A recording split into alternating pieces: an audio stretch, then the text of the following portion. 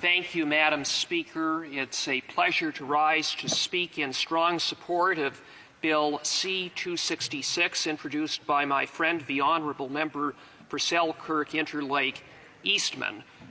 This is legislation that seeks to amend Section 745 of the Criminal Code to provide a judge with the discretion to increase the parole ineligibility period from the current 25 years for up to 40 years for individuals who are convicted of abducting, sexually assaulting, and murdering the same victim.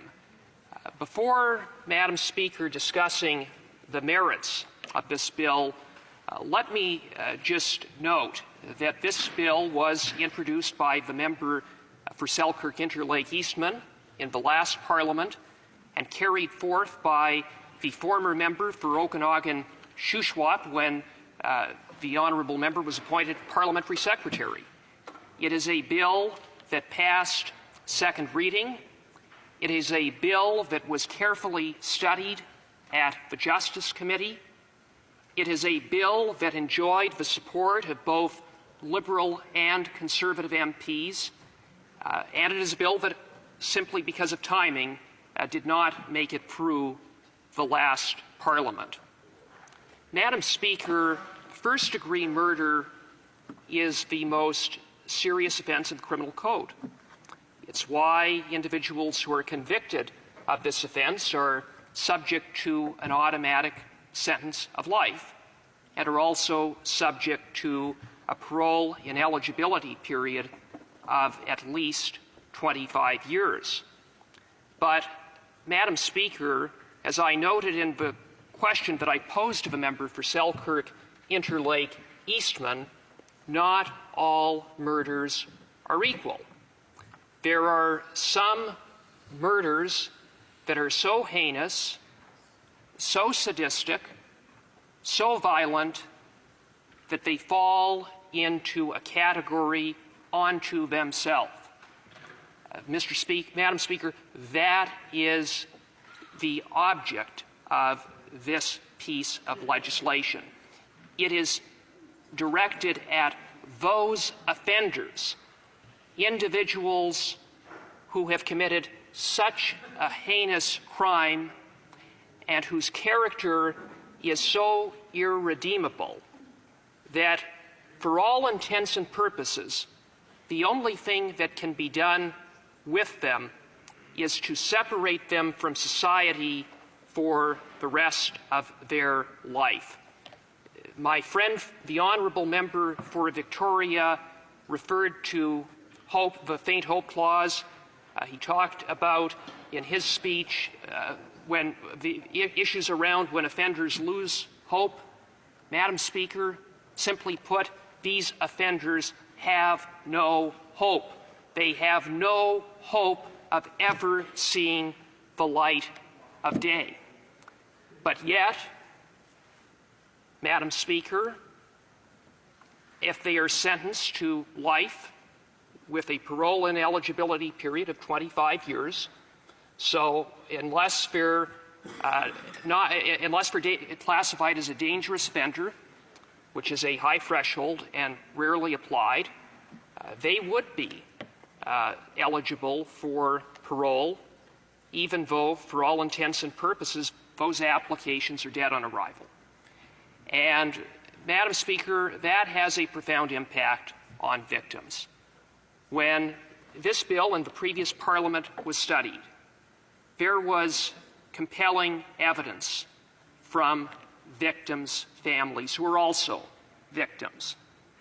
One was from Susan Ashley, whose sister, Linda Bright, was abducted, raped, and murdered when she was 16 years old back in 1978 by one Donald Armstrong. Ms. Ashley said before the committee that when Mr. Armstrong was sentenced, the family was assured that they would never have to see or hear from him again. But they did have to, in the end, hear and see him again because he applied for parole.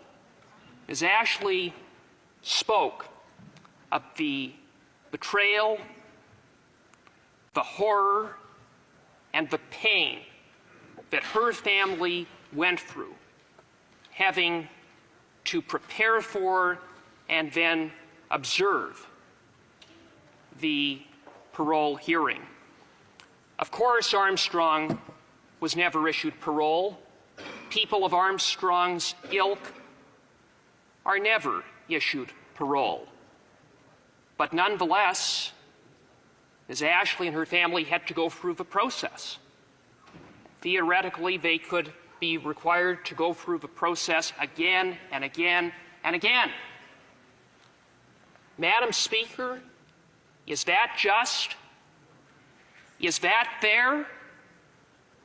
Is that compassionate? Madam Speaker, I say it isn't.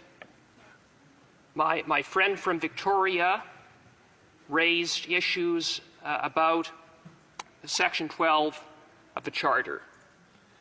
Let me say that there is precedent for this legislation in the way of Bill C-48, which provides for consecutive sentencing. Madam Speaker, Bill C-48 provides for consecutive sentencing for individuals who are convicted of multiple murders.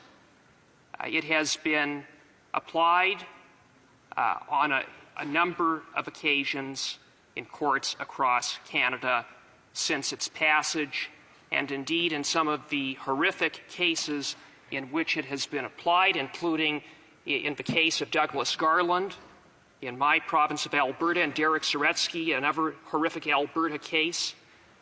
About the only thing good, the only thing just that came out of those horrific trials was the fact that those individuals were put away for the rest of their lives, and the victims' families had the assurance that they would never have to go through the process of a parole hearing to relive the horrors of what the likes of Saretsky and Garland did to their loved ones.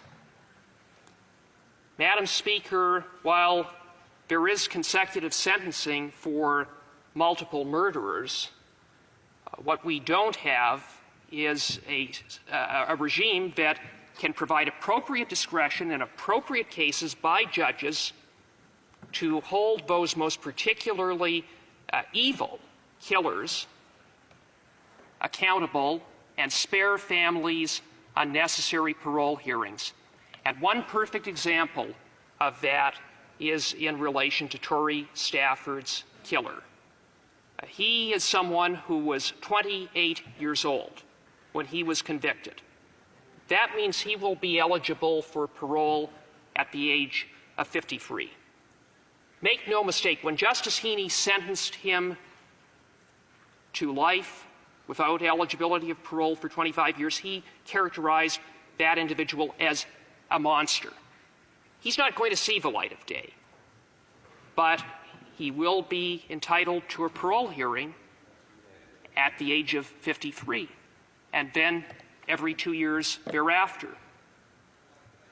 And what that means is that if he lives until the age of 80, Torrey's family could be subject to 14 or 15 parole hearings. Madam Speaker, how is that fair, how is that just, and how is that compassionate? Madam Speaker, it isn't. The law needs to be changed, and Bill C-266 will change the law in the right direction for victims. Thank you.